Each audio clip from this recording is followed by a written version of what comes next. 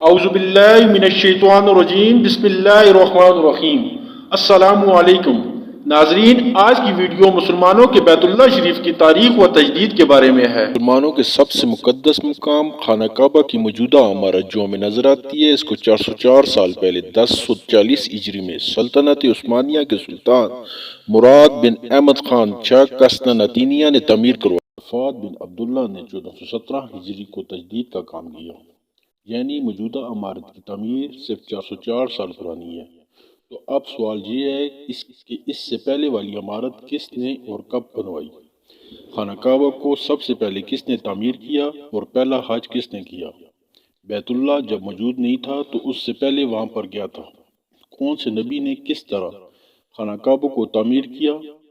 کیا یہ درست ہے کہ سب سے پہلے اللہ پاک نے خانہ کعبہ کو پیدا کیا؟ یہ درست ہے تو کیا کسی قرآنی آیت یا حدیث سے ثابت ہے؟ ہم سب نے تو یہ سن رکھا ہے کہ حضرت ابراہیم علیہ السلام نے خانہ کعبہ کی تعمیر کی، لیکن آپ کو یہ جان کر حیرانگی ہوگی کہ یہ تعمیر پہلی دفعہ نہ تھی، یعنی خانہ کعبہ اس سے پہلے بھی موجود تھا۔ امام ابی محمد البغوی اپنی مشہور زمانہ تصنیف تفسیر خاصم میں لکھتے ہیں کہ خانہ کعبہ کی سب سے پہلی تعمیر فرشتوں نے کی، جو کہ حضرت آدم علیہ السلام کی تخلیق سے 2000 سال پہلے تھی۔ یہ بالکل اسی جگہ تھی جہاں آج بیت اللہ موجود ہے۔ تفسیر قرطبی میں امام شمس الدین روایت فرماتے ہیں کہ جب فرشتوں نے کہا کہ اے اللہ پاک، انسان تو زمین پر فساد پھیلائیں گے، جس پر اللہ پاک نے فرمایا جو کچھ میں جانتا ہوں وہ تم نہیں جانتے۔ بس فرشتوں نے ایمان دیا کہ اللہ پاک ہم سے ناراض ہو گیا ہے، چنانچہ انہوں نے گول چکروں میں طواف کرنا شروع کیا اور ساتھ اللہ کی تسبیح اونچی آواز میں کرنے لگے، تو اللہ پاک نے ان پر رحم فرمایا اور اسی جگہ جہاں انہوں نے چکر لگائے اپنے عرش کے نیچے ایک بے مثال زبر و جد کے 4 ستونوں پر ایک غار تعمیر فرما دیا، جو بیت المعمور کے نام سے مشہور ہوا۔ سورۃ طور کی آیت نمبر 49 میں اللہ پاک نے بیت المعمور کا ذکر فرمایا ہے۔ بیت المعمور 7ویں آسمان میں عرش کے سامنے کعبہ شریف کے بالکل اوپر ہے۔ آسمانوں میں اس کی حرمت ایسے ہے جیسے زمین پر کعبہ معظمہ کی حرمت ہے۔ یہ آسمانوں والوں کا قبلہ ہے اور ہر روز 70,000 فرشتے اس میں طواف اور نماز کے لیے حاضر ہوتے ہیں، پھر کبھی انہیں واپس یہاں آنے کا موقع نہیں ملتا۔ اس کے بعد اللہ تعالیٰ نے فرشتوں کو حکم دیا کہ زمین پر اس بیت المقدس کی مانند میرا گھر بناؤ، تاکہ جس طرح فرشتے بیت المعمور کا طواف کرتے ہیں اسی طرح زمین پر میرے بندے اس گھر کا طواف کریں۔ چنانچہ حکم الہی کی تعمیر میں فرشتوں نے بیت اللہ شریف کی تعمیر کی اور اس کا طواف شروع کیا، اور فرشتوں نے ہی اس کا سب سے پہلے حج کیا۔ یہ تھی مکہ میں خانہ کعبہ کی سب سے پہلی تعمیر، جو کہ جنات اور فرشتوں کی لڑائی میں متاثر ہوئی، اور پھر جب اللہ پاک نے حضرت آدم کو زمین پر بھیجا تو انہیں اسی بنیادوں پر دوبارہ خانہ کعبہ تعمیر کرنے کا حکم دیا۔ یہ بیت اللہ کی دوسری تعمیر تھی، چنانچہ حضرت جبرائیل علیہ السلام نے ان بنیادوں کی نشاندہی کی اور حضرت آدم نے بیت اللہ تعمیر کیا۔ پھر اللہ نے حضرت آدم کو طواف کا حکم دیا اور ساتھ فرمایا آپ پہلے انسان ہیں اور یہ پہلا گھر ہے۔ تیسری تعمیر وقت کے ساتھ ساتھ کعبہ کی دیواریں کمزور ہوئیں تو حضرت آدم کے بیٹے حضرت شیش علیہ السلام نے مٹی اور پتھر سے خانہ کعبہ کو دوبارہ تعمیر کیا، جبکہ کچھ مفسرین کا کہنا ہے کہ حضرت شیش علیہ السلام نے صرف مرمت کا کام کیا۔ گرامی تاریخی روایات میں ہے کہ چوتھی تعمیر تب ہوئی جب طوفان نوح آیا تو اس میں خانہ کعبہ کی عمارت بھی بالکل غائب ہو گئی تھی۔ پھر جب حضرت ابراہیم مکہ گئے تو انہوں نے حضرت اسماعیل علیہ السلام کی مدد سے جبرائیل کی بتائی ہوئی نشاندہی پر کھدائی کر کے پھر خانہ کعبہ کی عمارت تعمیر کی۔ یہ بالکل انہی بنیادوں پر تھی جہاں حضرت آدم نے اس کو تعمیر فرمایا تھا۔ قرآن کی سورہ بقرہ کی آیت نمبر 127 تا 134 میں اس کا تفصیلی ذکر موجود ہے۔ حضرت ابراہیم علیہ السلام مکہ آئے تو وہاں خانہ کعبہ کی جگہ صرف ایک سرخ ٹیلہ تھا۔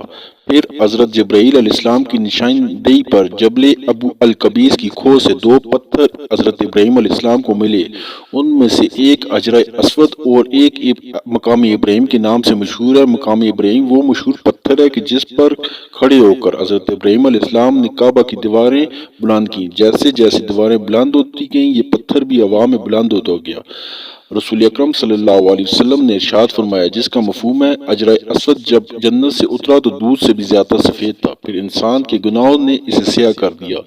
ایک اور حدیث میں نبی کریم صلی اللہ علیہ وسلم نے فرمایا حجر اسود اور مقام ابراہیم جنت کے یاقوتوں میں سے دو یاقوت ہیں، اللہ تعالیٰ نے ان کی نور کی روشنی بجھا دی، اگر اللہ تعالیٰ اسے نہ بجھاتا تو یہ مشرق سے مغرب تک سب کو روشن کر دیتے۔ رسول اکرم صلی اللہ علیہ وسلم سے جب پوچھا گیا کہ بیت اللہ کی جگہ پر پہلے کیا تھا تو آپ نے فرمایا بیت اللہ حضرت آدم علیہ السلام کے زمانے سے ہے۔ ناظرین گرامی، خانہ کعبہ کی عمارت کی 5ویں تعمیر قوم عمالقہ نے بنیادیں کمزور ہونے کی وجہ سے کی، جبکہ 6ٹھی تعمیر قبیلہ جرہم کے سردار حرس بن مزاز اصغر اللہ کی 7ویں تعمیر نبی آخر الزمان فخر دو جہاں حضرت محمد صلی اللہ علیہ وسلم کے پاک نسب میں ان کے ایک بزرگ حضرت قصا بن کلاب نے کی۔ یہ خانہ سرنو تعمیر تھی، انہوں نے اپنے زمانے کے سب سے بے مثال اور پختہ عمارت تعمیر فرمائی۔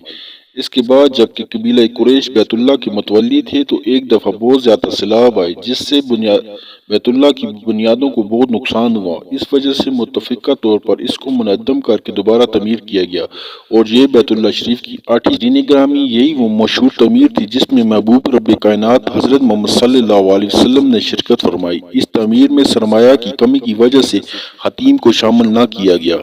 9ویں تعمیر یزیدی فوج کی سنگباری سے جب خانہ کعبہ کی دیواریں شکستہ ہو گئیں تو حضرت عبداللہ بن زبیر نے حتیم جو کہ قریش کی تعمیر میں شامل نہ کیا گیا تھا اس کو شامل کر کے بنیاد ابراہیم پر نئے سرے سے تعمیر کا آغاز کیا۔ بیت اللہ کی 10ویں تعمیر عبد الملک بن مروان کے نائب حجاج بن یوسف جو کہ ایک ظالم حکمران تھا نے 74 ہجری میں پھر سے خانہ کعبہ کو قریش والی تعمیر کے مطابق بنا دیا۔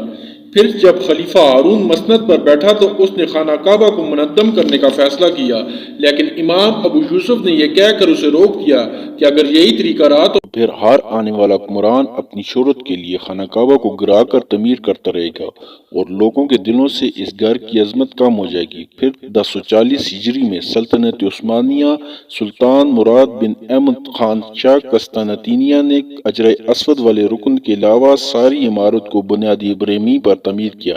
یہی وہ تعمیر تھی جس میں پہلی بار خانہ کعبہ پر پردہ یا غلاف بھی ڈالا گیا جس پر کلمہ طیبہ لکھا تھا۔ عثمانی سلطان کی تعمیر کے بعد شاہ فہد بن عبدالعزیز نے 1417 ہجری کو بیت اللہ شریف کا تجدید کا کام کیا۔ ناظرین اجازت دیں اس امید کے ساتھ کہ آپ کو ہماری آج کی یہ ویڈیو پسند آئی ہوگی۔